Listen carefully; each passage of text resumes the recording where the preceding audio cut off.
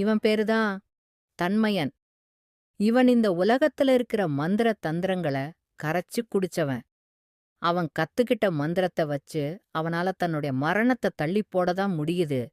ஆனால் அவன் மரணமில்லாத வாழ்க்கைய அடையணும்னு ஆசைப்படுறான். தன்மயன் மரணமில்லாத வாழ்க்கைய பெறணும்னா அதுக்கு இப்போ அவனுக்கு முக்கியமா 2 விஷயம் தேவைப்படுது.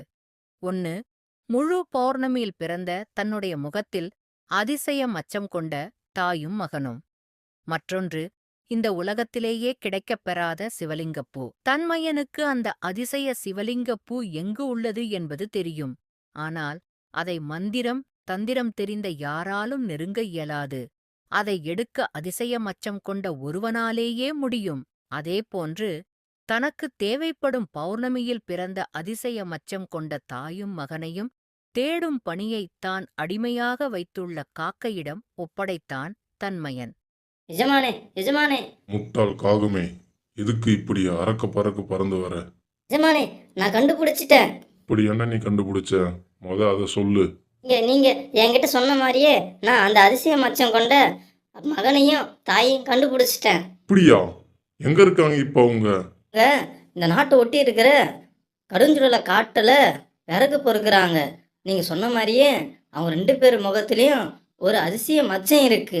அது மட்டும் இல்லாம அவங்க 2 பேருமே அடுத்து வர பௌர்ணமியில தான் தங்களுக்கான பிறந்த நாள் வருதுன்னு பேசிக்கிட்டு இருந்தாங்க.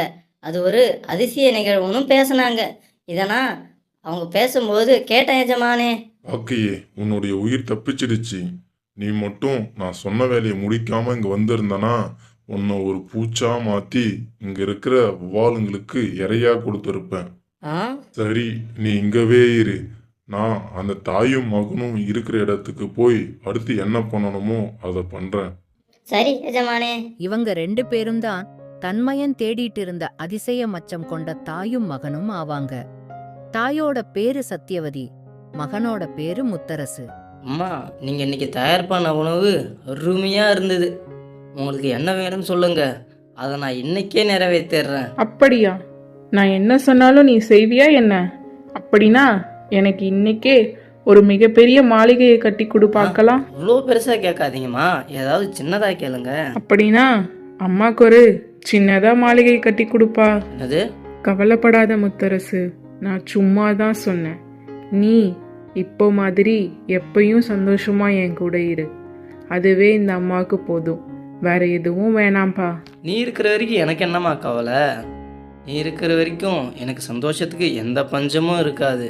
அடுத்து தங்கள் வாழ்க்கையில் என்ன நிகழப்போகிறது என்று தெரியாமல் முத்தரசும் சத்தியவதியும் ஒருவருக்கொருவர் தங்கள் அன்பை பரிமாறிக் கொண்டிருந்தனர்.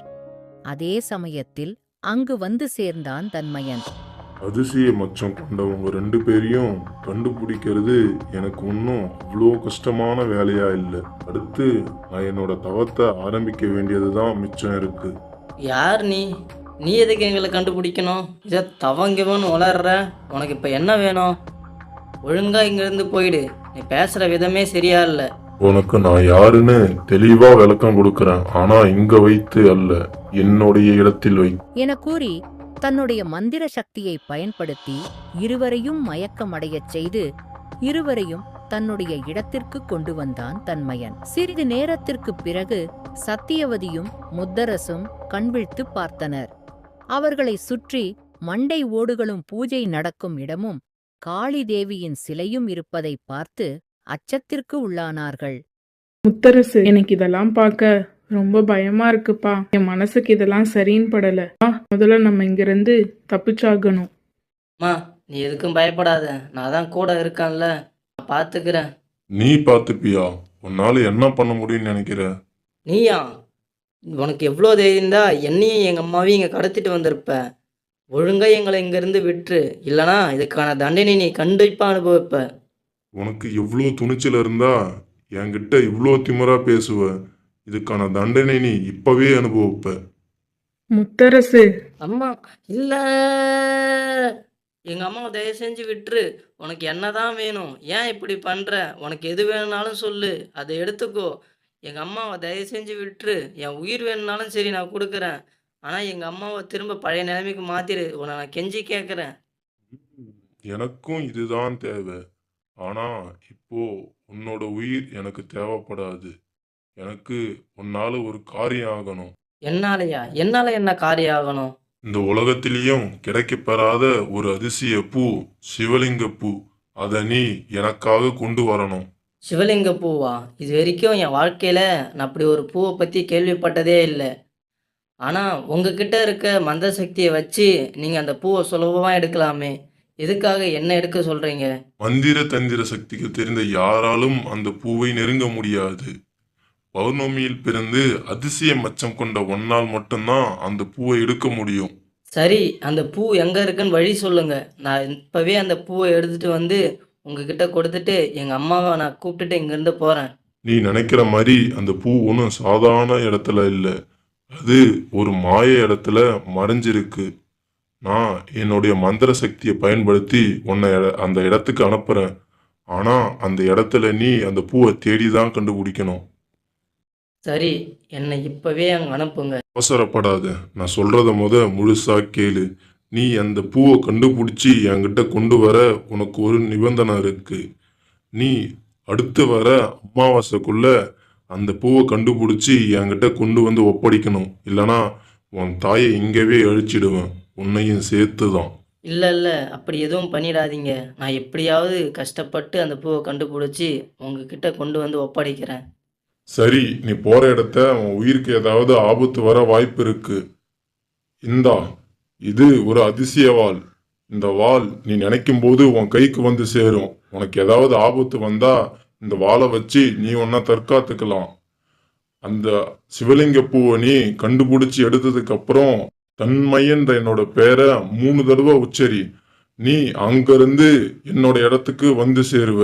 நான் சொன்ன நிபந்தனை உனக்கு எல்லாம் ஞாபகத்துல இருக்கட்டும். நீ நான் சொன்ன வேலையை செய்து முடிக்க உனக்கு இருக்க அவகாசம் அடுத்து வர அமாவாசை தான். என்று கூறி முத்தரசை தன் மாய சக்தியை பயன்படுத்தி அங்கிருந்து அந்த பூவிற்கும் மாய இடத்திற்கு அனுப்பினான் தன்மையன். எஜமானே, எனக்கு ஒரு விஷயம்தான் புரியல. நீங்க கஷ்டப்பட்டு தேடி எடுத்த அந்த அதிசய வாளை அந்த மனுஷங்கிட்ட கொடுத்து அனுப்பிட்டீங்க. அந்த மனுஷன் உயிர் மேல உங்களுக்கு அவ்வளோ அக்கறையா?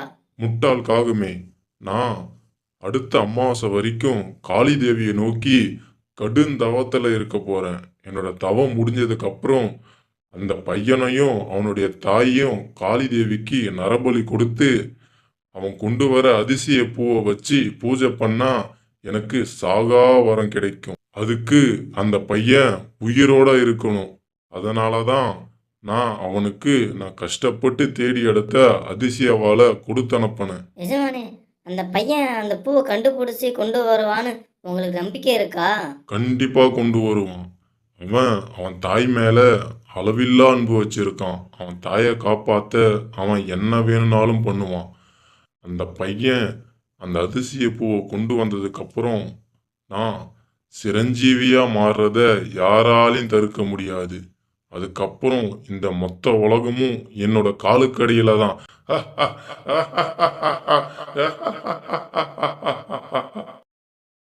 இது என்ன இடம்? இப்போ நான் எங்க வந்திருக்கேன்? இந்த இடம்லாம் பார்க்க சாதாரணமா தெரிஞ்சாலும் எனக்குள்ள வித்தியாசமான உணர்வை தருது. எங்க அந்த பூவை நான் எங்கன்னு தேடி கண்டுபிடிப்பேன்? சரி, இதெல்லாம் யோசிச்சுட்டு நான் இங்கேயே நின்றுட்டு இருந்தா அந்த பூவை கண்டுபிடிக்க முடியாது. நான் தாமதிக்கிற ஒவ்வொரு நிமிஷமும் என்னோட அம்மாவுக்கு தான் உயிருக்கு ஆபத்து. நான் அந்த பூவை தேடுற வேலையை இப்பவே ஆரம்பிக்கிறேன். அதன் பிறகு முத்தரசு அந்த மாய இடத்தில் சிவலிங்க பூவை தேடி அலைந்தான். அவ்வப்பொழுது அவனுக்கு சிறு சிறு தடங்கல்களும் சில ஆபத்துக்களும் நிகழ்ந்தன. ஆனால் அவன் அதை எதையும் கருத்தில் கொள்ளாமல் தன் தாயை காப்பாற்ற வேண்டும் என்ற எண்ணத்தில் சிவலிங்கப் பூவைத் தேடி அலைந்தான். ஒரு கட்டத்திற்கு மேல் முத்தரசு மிகவும் சோர்வடைந்தான். அவனுக்கு தண்ணீர் தாகம் அதிகமாக ஏற்பட்டது. ஆ, தண்ணி. என் தொண்டெல்லாம் வறண்டு போயிருக்கு. இப்போ எனக்கு தண்ணி வேணும். இங்க இடத்துல தண்ணி நான் எப்படி கண்டுபிடிப்பேன்? என சோர்வாக தண்ணீரைத் தேடி அலைந்தான் முத்தரசு. அப்பொழுது அவன் கண்ணில் சிறு தூரத்தில் ஒரு நீர்நிலை தென்பட்டது. ஆ, தண்ணி. ஒரு வழியா நான் தண்ணியை கண்டுபிடிச்சிட்டேன். இப்போதான் என் தாகமே அடங்குச்சு. இப்போதான் என் உயிரே வந்த மாதிரி இருக்கு எனக்கு. தனது தாகம் தீர தண்ணீர் அருந்திய முத்தரசு அந்த நீர்நிலையில் ஏதோ வித்தியாசமாக நடப்பதை உணர்ந்தான். இன்னும் ஒரு அடி நீ இந்த நீர்நிலையை நோக்கி முன்னேறினாலும் உன் உயிர் போயிடும். இருங்க, அவசரப்படாதீங்க. நான் தாகமாக இருக்குன்னு தான் இந்த நீர்நிலை தண்ணி குடிக்க வந்தேன். மற்ற எந்த தப்பான எண்ணத்திலையும் வரல. யார் நீ? பார்க்க மனுஷ மாதிரி இருக்க. நீ எப்படி இங்க வந்த? உனக்கு இங்க என்ன வேலை? ஆமாம், நான் மனுஷன்தான். நான் எங்கள் அம்மாவை காப்பாத்துறதுக்காக இந்த இடத்துக்கு வந்தேன். முதல்ல எழுந்து நில்லு. நான் உன்னை கொல்ல மாட்டேன், பயப்படாத. விசித்திரமா இருக்கு, இது வரைக்கும் சாதாரண மனுஷன் இங்க வந்ததே இல்லை. நீ எப்படி இங்க வந்த? என்ன, இது வரைக்கும் இங்கே மனுஷங்களே வந்தது இல்லையா? வந்திருக்காங்க, ஆனா அவங்கெல்லாம் சாதாரண மனுஷங்க இல்லை, மந்திர தந்திரங்கள்ல தேர்ச்சி பெற்றவங்க. அவங்க மட்டும்தான் அவங்க சக்தியை பயன்படுத்தி இந்த இடத்துக்கு வந்திருக்காங்க. அப்படியா? அவங்க எல்லாம் இந்த இடத்துக்கு வரதுக்கு காரணம் என்ன?